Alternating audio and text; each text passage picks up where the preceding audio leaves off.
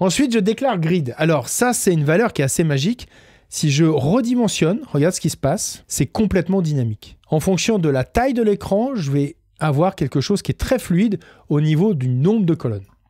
Alors j'utilise une règle magique qui s'appelle grid. Alors c'est la propriété, grid template colonne, et après c'est l'écriture qui compte.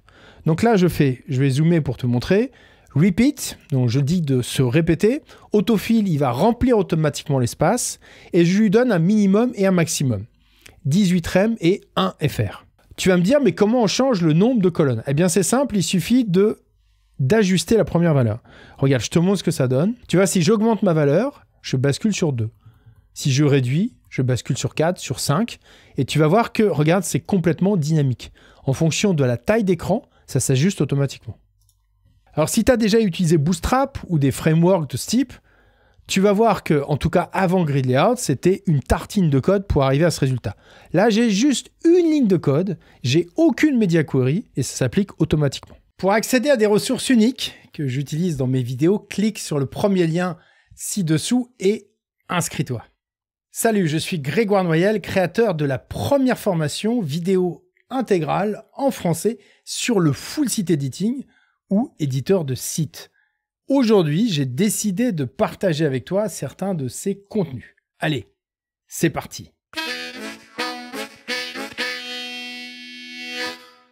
Dans cette vidéo, je vais te montrer comment utiliser la propriété grid pour configurer un ensemble de blocs. Alors, j'utilise des blocs groupes, très simplement, et c'est juste les CSS qui vont me permettre de surcharger la mise en page qui va synchroniser entre le back-office et le front-office. Je suis reparti dans mon site de démo, je te montre comment j'ai construit. J'ai un groupe principal. Dans ce groupe principal, j'ai ajouté une classe que j'ai appelée Compo Grille. Ensuite, à l'intérieur, c'est juste des sous-groupes. Là, je l'ai mis sur grande largeur. Donc, j'ai une configuration, j'ai même une vidéo sur ça, sur comment bien gérer les alignements. Pour celui-ci, j'ai décidé de le rendre un peu plus large. Je te montre ce que ça donne. Si je recharge la page, tu vois, j'ai une largeur qui est un peu plus grande que le contenu qui est boxé. On le voit au niveau du titre. Ensuite, c'est que des groupes. Alors, à chaque fois, j'ai un titre, un paragraphe et un bouton. Qu'est-ce que j'ai fait? J'ai créé un groupe. J'en ai créé 3 même. Et à chaque fois, tu peux faire dupliquer pour facilement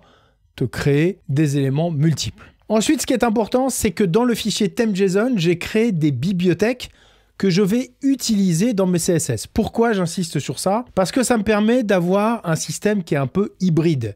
C'est-à-dire que je surcharge en CSS, mais en même temps, j'utilise des éléments qui sont mutualisés et que je déclare au niveau du fichier theme.json. D'abord, j'ai utilisé custom, donc ça c'est un sous-objet de settings qui me permet d'ajouter des propriétés sur mesure. Alors volontairement, j'ai mis des noms en français pour bien distinguer ce qui serait des CSS natifs de règles que j'installe moi-même. Alors j'ai d'abord fait une valeur qui s'appelle arrondi que je vais utiliser pour faire un border radius. Ensuite, j'ai déclaré 3 types de bordures et tu vois déjà que j'ai plusieurs approches. C'est-à-dire que je peux soit déclarer un custom tout seul qui a une seule valeur, soit je peux déclarer un custom qui a plusieurs variantes.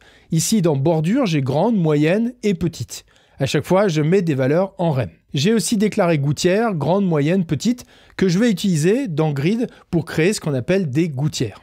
Alors l'idée, c'est que je ne vais pas te montrer comment fonctionne Grid Layout parce que ça serait un peu long, mais simplement, je vais te faire une démonstration que finalement, avec très peu de CSS, on arrive à des choses qui sont assez poussées au niveau de la mise en page. Si je suis reparti dans mon site, là, et c'est pareil, je ne vais pas développer cette partie-là, je voudrais que la vidéo soit assez courte. J'ai une autre vidéo sur le sujet.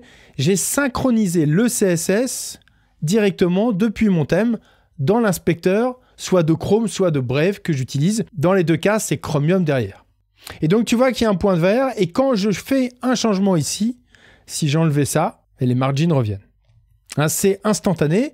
Si à un moment, ça perd l'aperçu, il suffit de recharger la page. Qu'est-ce que j'ai fait? J'ai déclaré grid. C'est ce qui me permet d'avoir une grille directement avec quelques valeurs. J'ai déclaré le gap, la gouttière, et là tu vois que je reprends la valeur que j'ai déclarée dans theme.json. Comment ça marche?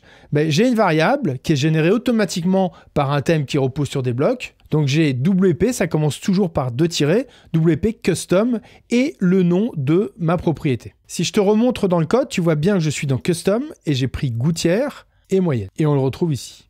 Custom, gouttière, moyenne. À chaque fois, tu vois que c'est séparé avec 2 traits et il ne faut pas oublier les 2 traits devant. Ensuite, je déclare grid. Alors ça, c'est une valeur qui est assez magique. Si je redimensionne, regarde ce qui se passe, c'est complètement dynamique. En fonction de la taille de l'écran, je vais avoir quelque chose qui est très fluide au niveau du nombre de colonnes. Alors j'utilise une règle magique qui s'appelle grid. Alors c'est la propriété, grid template colonne, et après c'est l'écriture qui compte. Donc là je vais zoomer pour te montrer. Repeat, donc je dis de se répéter. Autofill, il va remplir automatiquement l'espace et je lui donne un minimum et un maximum.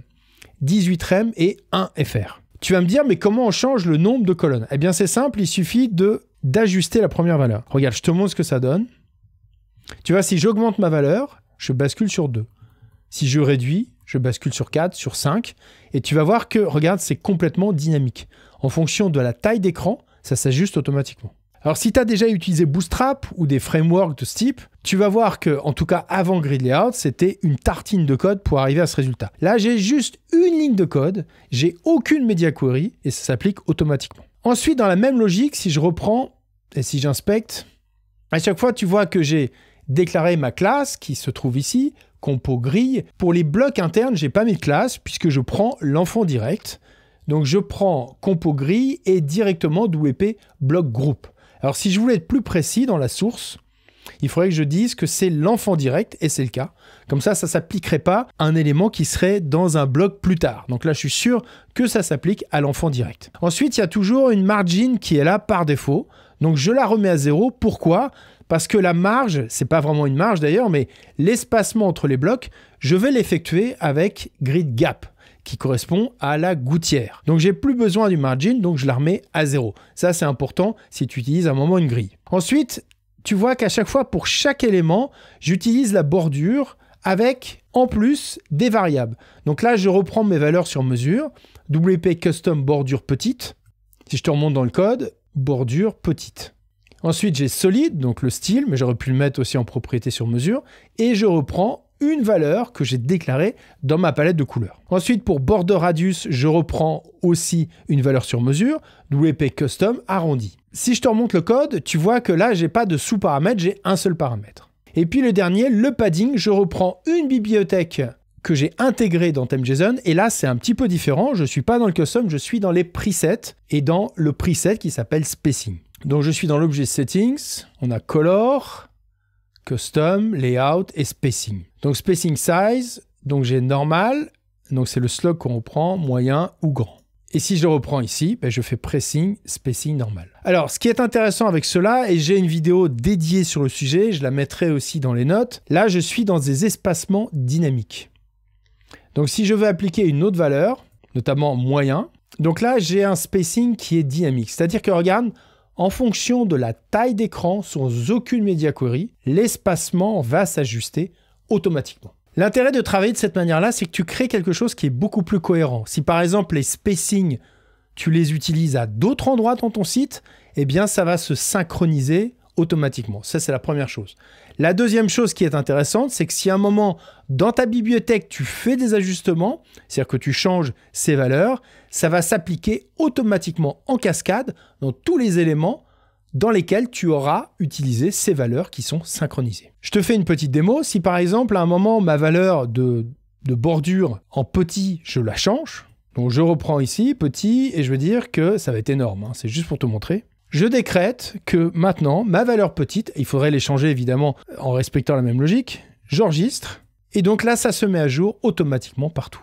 Je reviens, j'annule, et je reviens sur la valeur initiale, qui était 0,5, et je recharge. Dernière chose, je te montre ce que ça donne dans le back-office, et tu vois que le CSS est complètement transparent entre le back et le front.